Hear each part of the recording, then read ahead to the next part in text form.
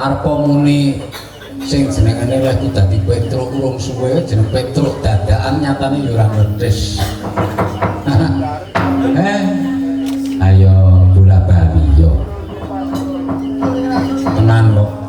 Aku sowan ana ing Buyangan Karangloka wiwit jaman semono temekan seprene anggrager aku ing sowan mesti ana sajuganing kasepuhan lan sajuganing sedulur sing isih kepareng sakake lakon.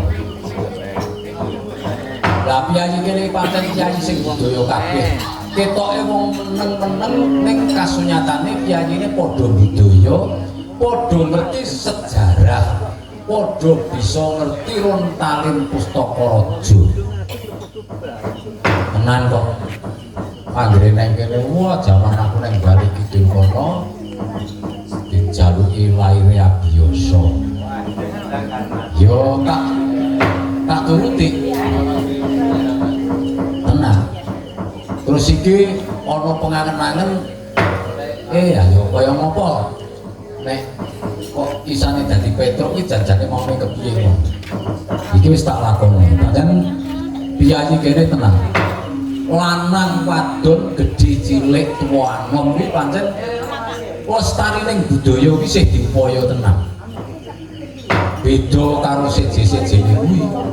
Ana seje-sejene kuwi tenan kok sing di ngeneng basane India. Kuwi ya kena ning budayane awake dhewe aja nganti lali.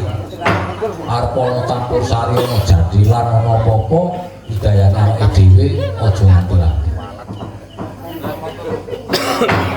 Neng kene aku matur nuwun dhateng ngersani Gusti Kang Murbendake. Aku isih diparingi panjang yuswa. Monggo kasunyatane umurku ya wis tuwa ning aku nek kon kalah karo cimil-cimil iki ya wegah. Tenan.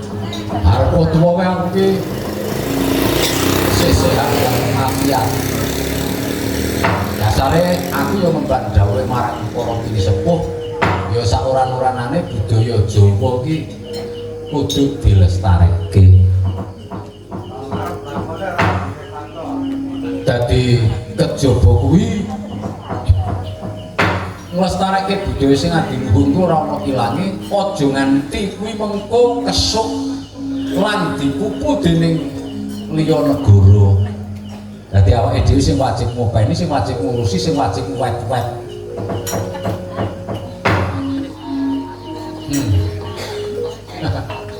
Iya. Aku arep ngomong cipris ngono anggere wis yo madang iki mesti lali ya ora mesti. Ayo karang sing jeneng cara tembunge aku ra maitung piyaga iki ana jarwa dosa. Mula diarani piyaga kuwi ngeyok-eyok sego. Beda nek karo sinden. Sinden iki diarani waranggana para wanita anggana ijen jalaran wanita sing ijen wani mlebu ana ing papan pawiyatan bale. Ya kuwi sing disiapake karo bapak panitia utaminipun ing wonten ing sangen lan Buyangan mriki. Dadi warangganane wani mlebu terus wani tampil wani yuwara sing becik-becik ala ketara ning suarane esak kuwi mau ya kok ketara sing suarane bening ketara.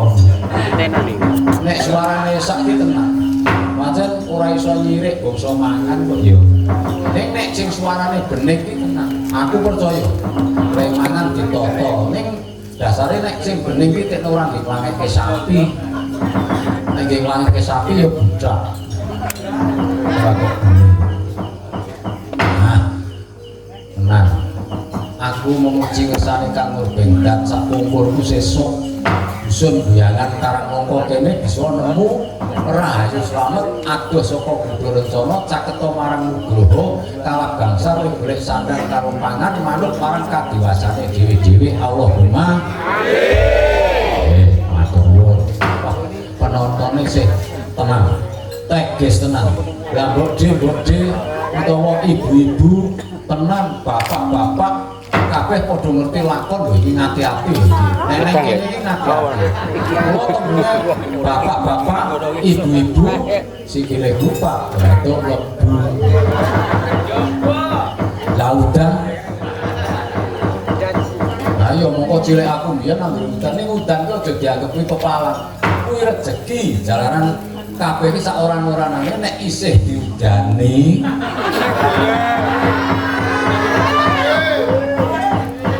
Piye to piye? Lah yo nek udan ki ra tegese pamane diwenehi udan ngono iki tegese nek ngarani apa arep di ngarani iki kepiye nek ora digremesi ngono kowe. Lah yo nek udan diparing udan ya tetep diudani. Nggih. Dan udan cara tembunge rezeki muga-muga do nampa sing kepareng cegah lunga isih do melek isih do tak dongake kuat waras teguh timbul raih slamet. Amin. Kosok bali sing wis do ndhisiki kondur.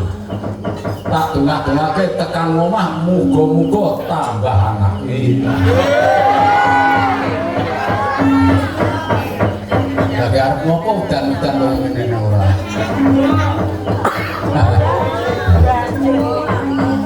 Sinden-sinden iki sedo teges-teges.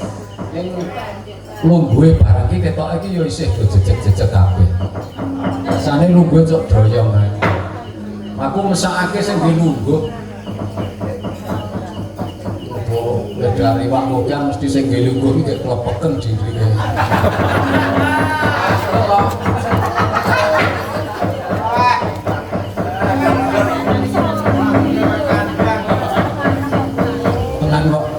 Aku jane nyambut gawe semong iki mau rada untek petengku rada ora kepenak kae mergo aku ora mangan jane aku wedi yo.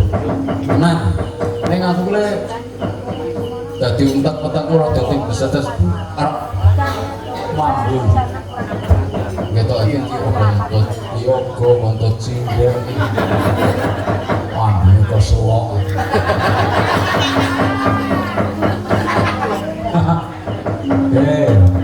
Ora apa-apa.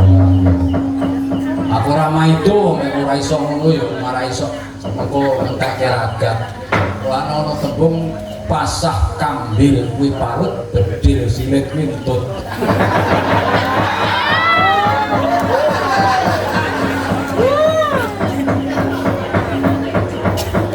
Wis awake lemu, turune ngorok ngentutan.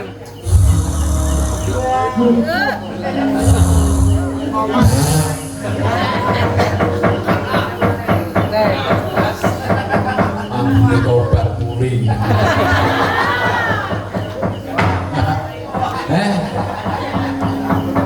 Sing tuwa pinaring ana panjang yuswa, sing enom supaya pinter ya kuwi nglestareke budaya. Sing kulino jadil ya ben jadil, kulino campur sari ya ben campur sari, sing kulino nabuh ya ben nabuh, sing kulino bakul ya ben bakul, sing kulino petung ya ben petung. Dadi kabeh mau muga-muga diayomi saka ngersane Gusti sing murbendak supaya bisa kabeh kasil kasembatan sedaya para warga ing wiyangan lan karang nangka Allahumma. Nah, tak dolanan kok gendingan.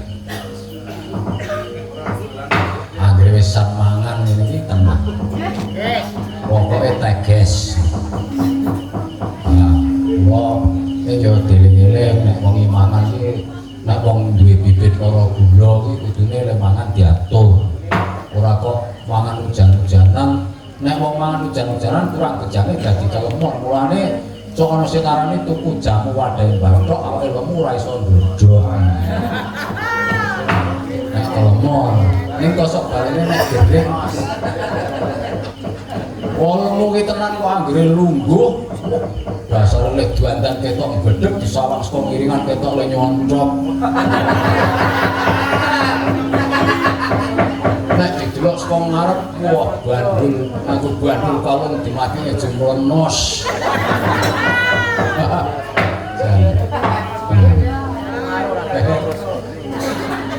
Tembangan Sugitan sekarang dadi Petruk ya abot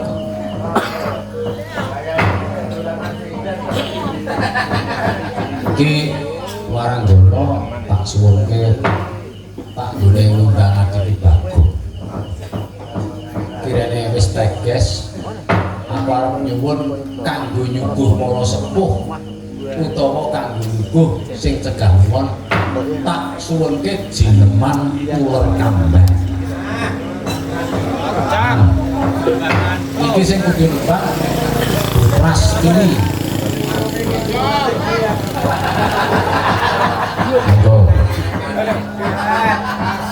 Gonana le. Gonana. Kok saka irama siji sing gender nganggo buka gender. Nek not nat nat not nat not nat ora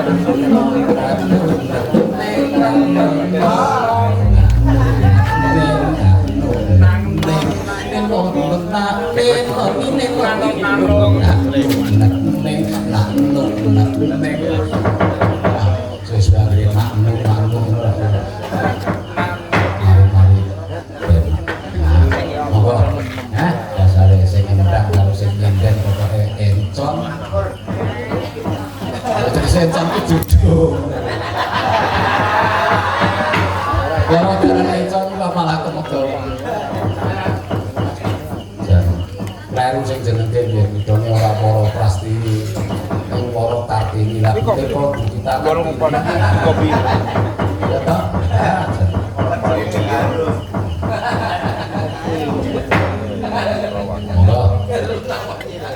Kambang saka irama siji disindhi. Aku nek warung. Sare sindene suarane kepenak, cengkoke ngrintih. Tenan kok cengkok nek ngrintih mungkin jejal.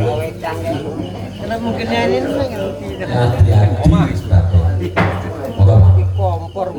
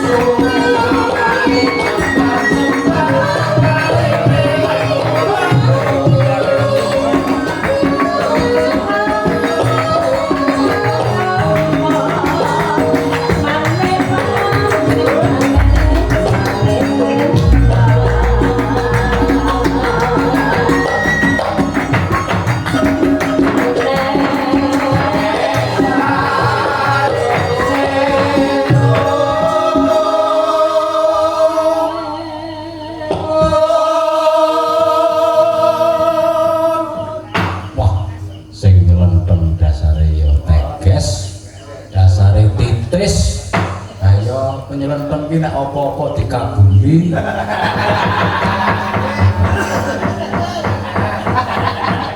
Ini mesok beda kok. Ora kaya lah tukang penyelenteng biyen iki kok mosok tukang penyelenteng kok jenenge Pak Kiyok. Ya sing apik ya Pak Kabul ngono tukang penyelenteng.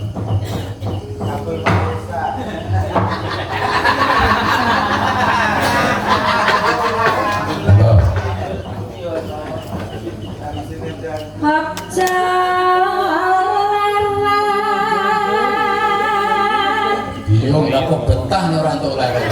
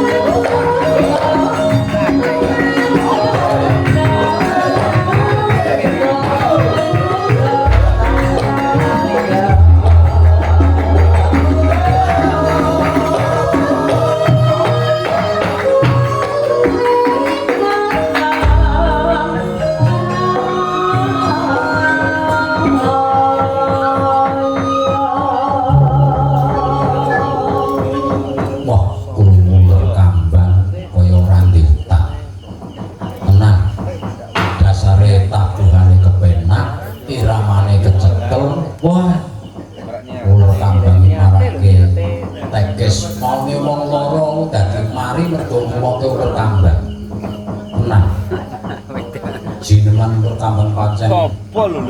iso marai lega iki pokoknya diteruske jineman glatik glinding sebab jujurane perkambang iki glatik glinding nek ora diteruske kuwi opo tenan ditakokke karo sing ora iso bisa sakepane milih monggo Pak bareng kanggo kaca tiyang pas manglingi Masuryane kaya Suwardi iku Candra Gedheg.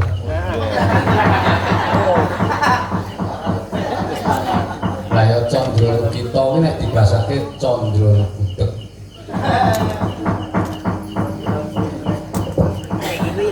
Monggo cakepane napa Bu Derek? Derek sumangga kersa. Sing marai teges iki tenang. Jineman gathek glinding lah. Usun iwak pirang-pirang iki ana sing glinding, ana sing nyate, ana sing ngono kok ya dadi ana tembunge iwak diglindingi bejane ngawak nek ditandingi.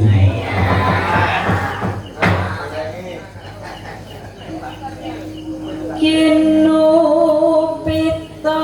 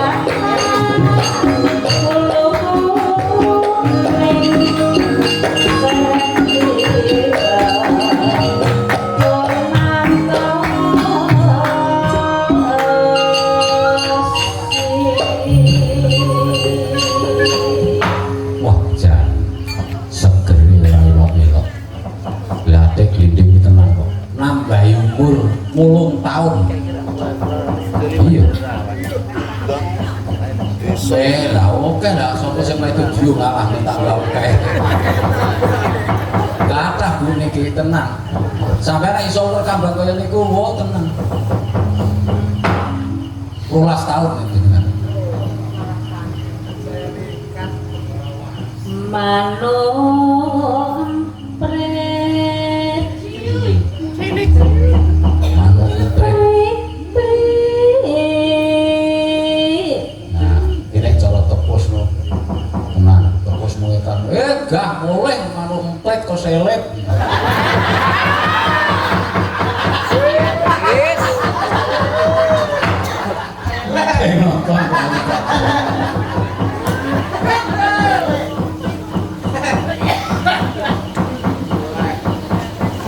Soalnya pinter-pinter ngateret itu.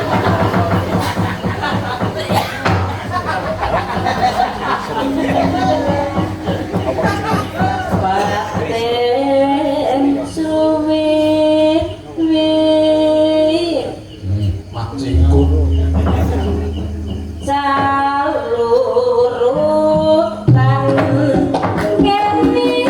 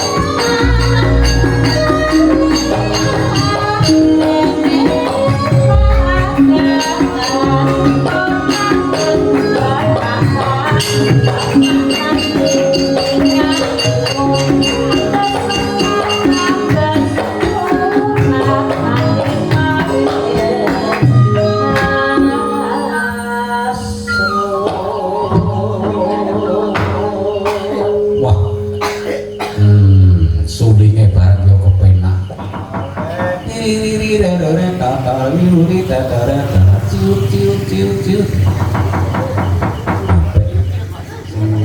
Tenan. Nek sing apik ora kok mergo sulinge pancen sing apik iki tabure kaya.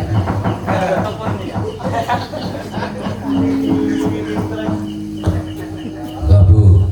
Manuk keret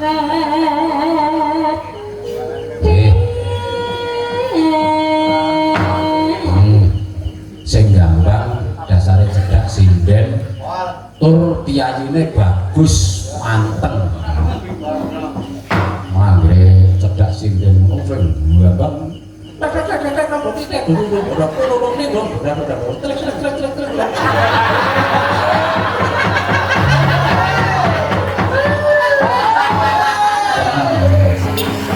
sampai gambarnya ada budek sitik lho.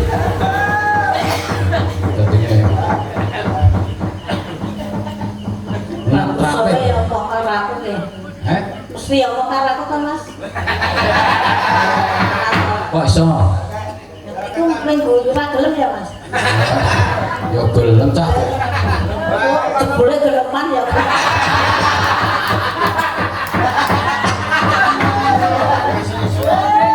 Sekarang ya.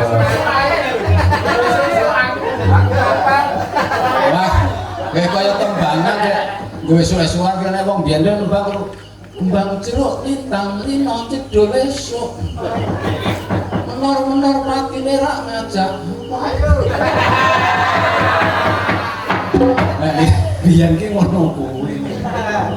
Monggo Bu terus ke Bu. Kembang jeruk.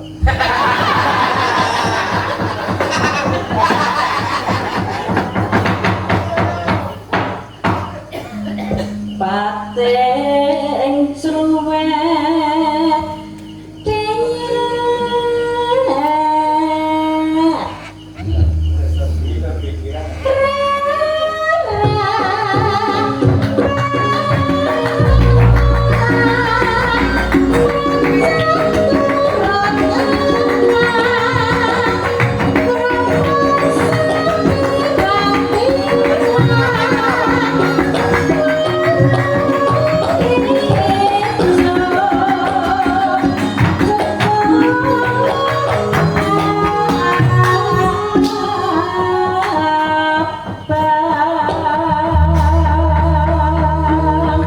Wah, tenang. Kabeh piagaku titis-titis. Tenang dasare sing gender Bapak Sudarmono. Monggo sing ngenom. Wah, tenang. Sing ngenom Patih Pragoto. Monggo sing demung Sugriwa karo Sudarmi. Siap.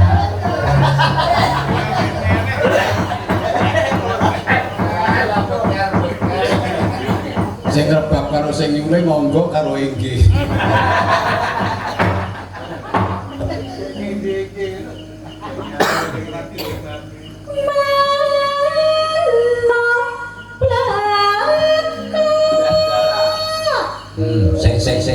Sing. Hati-hati lho.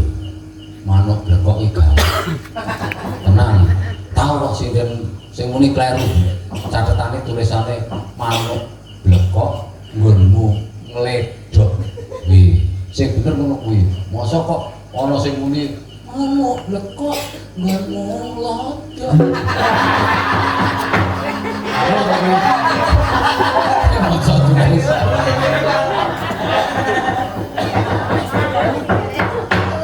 manuk wani Ada ngomong londo.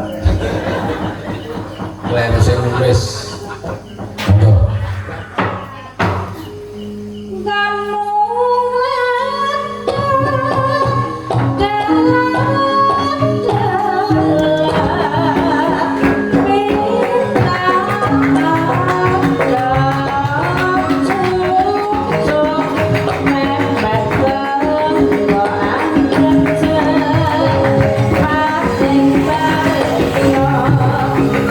terus ke